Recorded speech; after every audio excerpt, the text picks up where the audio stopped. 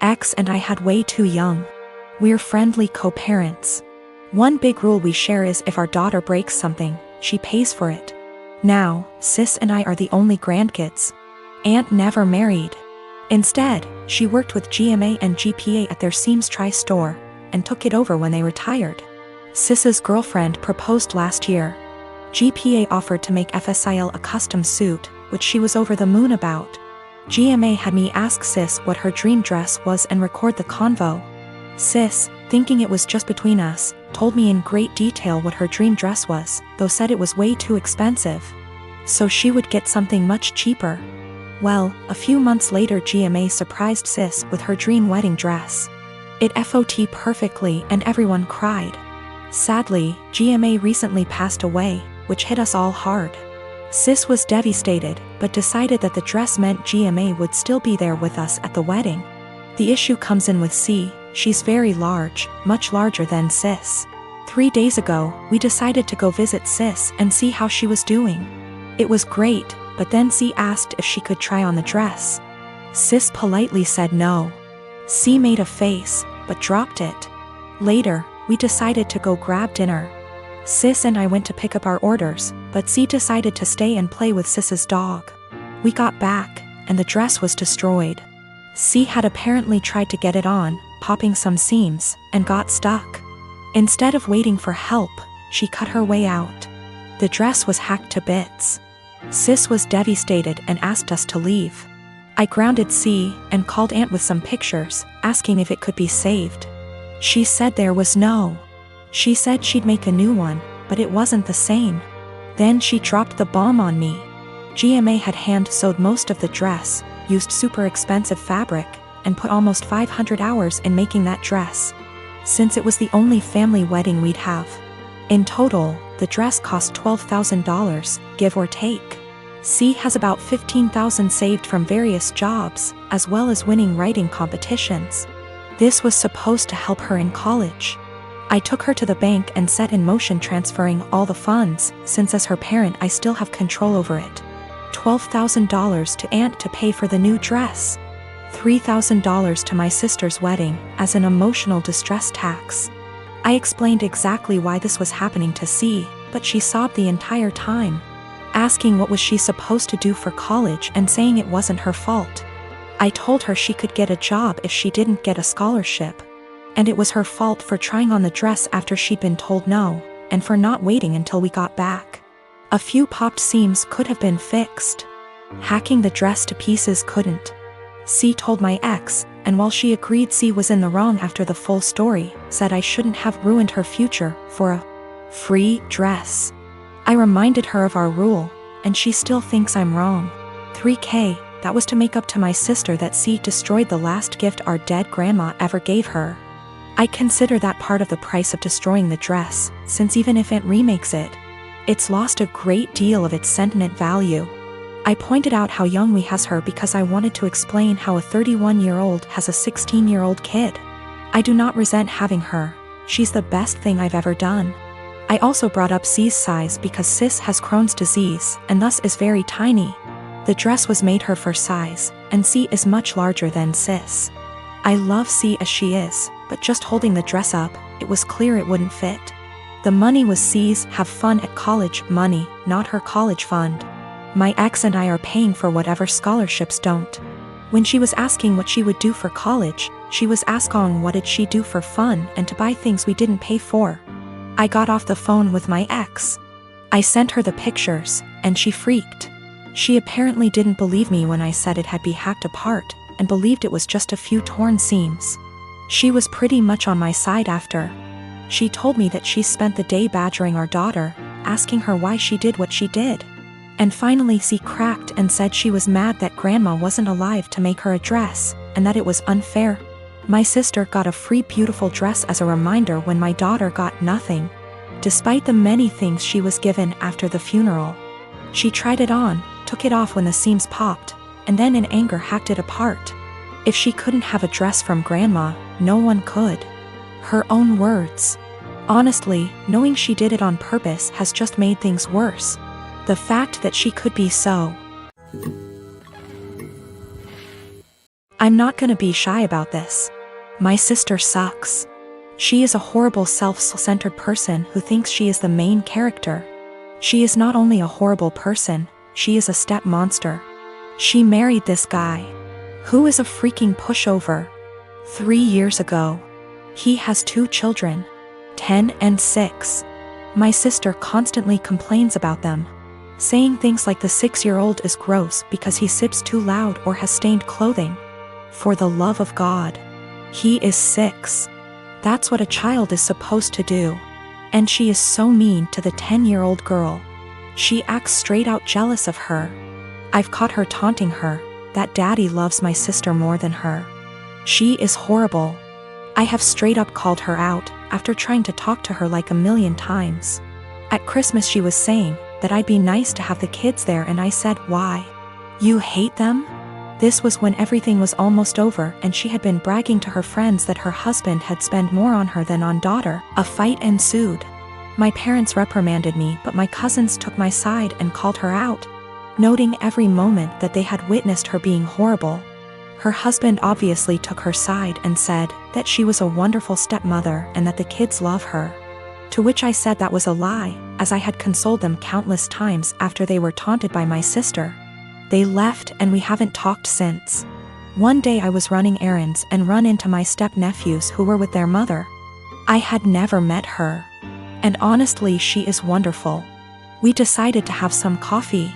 While the kids were playing, she asked me how her children behaved, etc. I said they were wonderful, and then I just spilled the beans on my sister. How awful she was. What I've heard her say to the kids, the inaction of her ex-husband. By the end she was horrified. She said the kids didn't like her. But she always chucked it up to my sister being the new woman in their father's life. She said the kids never really said anything even when she asked. I then told her I was very concerned for the children, as my sister had straight up told the 10-year-old that it would be better if she disappeared from her father's life. Their mother saw red and asked me if I'd be willing to testify. She said that this was unacceptable and she would be taking their father to court again. I said I would recount the events that I witnessed and could ask my cousins who witnessed a lot too. She was very grateful. I asked my cousins who were all willing to recount the events. Word got around to my parents and by extension my sister, and they have been calling me the biggest asshole on the planet who would betray family on a whim. Recently I got engaged to my amazing fiancée Amy. I was the happiest I have ever been when Amy said yes, and was nothing but excited for our wedding. We started planning the venues, the dates, and the invites. When talking about who to invite, we both agreed to invite out co-workers, as we have worked in our respective jobs for years and like them all. As I checked that off the list, Amy spoke up and said everyone from my job can come except my work friend Tally. Tally is also one of my close friends, so this surprised me that Amy didn't want to invite her. She has met Tally multiple times and there didn't seem to be any issues. When I asked why, she said she just doesn't like her and finds our friendship uncomfortable, saying she thinks that Tally is the type of person to try to sway taken men and be the center of attention. After talking some more to see where she got this idea, it turned out this was based on nothing but Tally's looks, as even Amy admitted that Tally is always very kind to her. But still, Amy is adamant about Tally not going and said that she makes her insecure. Amy is a beautiful woman, so I don't know why she feels this way. I told Amy that if it makes her feel comfortable not having Tally at the wedding, then that is fine. But before invitations go out, I wanted to speak to her privately to let her know to save embarrassment. Amy agreed, and that was really that. We didn't speak on the matter after. A week or so later I went into work and Tally started to ignore me, only really talking if it was work related. I was confused, as it isn't just her, our co-workers have started to ignore her and acting strange to me. So I contacted her BF, only for him to be sarcastic on the phone. I asked what the problem was when he asked if I actually didn't know what happened. He then filled me in. Turned out a few days earlier Amy came to my work on my day off with invitations. I had no idea she even made them yet. And handed everyone an invite in front of Tally, then saying to Tally, "You aren't invited, women like you aren't welcome." Which has sparked everyone suggesting she is my other woman. Since then she has been harassed by some guys at work and shunned by the women. She is now looking for another job. This pissed me off and I apologized profusely as I didn't know. When I got home that night, I confronted Amy about this. She denied it at first, but then told me she did it, but it is now not an issue because she's quitting her job. I flipped on her, saying how she clearly didn't trust me to say and that she crossed a line doing all this behind my back. She didn't see the problem and got upset, asking me why I'm so mad, me responding, if we are really going to get married, get your insecurities in check and grow up. I stayed at a friend's since but have had texts from Amy, her friends, and her mother saying for this and that Amy doesn't deserve this treatment. I have made many attempts to speak to Tally privately to find out what was happening prior to contacting her BF. She brushed me off by saying she either had work to do or that there was nothing to talk about. No one would really speak to me, so I contacted her BF as a last resort. Her BF says he is going to pass on to Tally what I said to him on the phone. The wedding is currently on hold, that is also why I'm staying at my friend's. Need some distance to figure stuff out. Nothing has or ever will happen with Tally, no feelings, nothing adult, absolutely nothing. Tally is happy and in love, her boyfriend is someone I also consider a close friend. I was happy with Amy prior to this. And Tally is more like a sister to me. Unfortunately, due to what Amy has done, all I can really do is damage control. Of course I am planning to explain to everyone what has happened. I do not want Tally to be going through this. She is a genuinely kind person who does not deserve any of this. I'm a native French speaker from Canada, but I have a very pronounced Acadian/kayak accent. For those who don't know, it's pretty much a mix of French and English with some local dialect thrown in there. Pretty common in the Maritimes, where I still live. I'm perfectly bilingual in both languages. I started dating my boyfriend, who only speaks English, about 4 years ago and spent a lot of time with his family. They've all been really great, except for one of his aunts. She says she was a French teacher in Anglophone schools for over 40 years up until a year ago and even studied in France. And she insists on only talking to me in French. I agreed at first since I didn't want to be rude to his family, but it's getting super weird. I don't understand how she was able to teach kids English or how she comes up with most of her sentence. Like I have to guess 90% of whatever she says and hope I'm right because it makes absolutely no sense.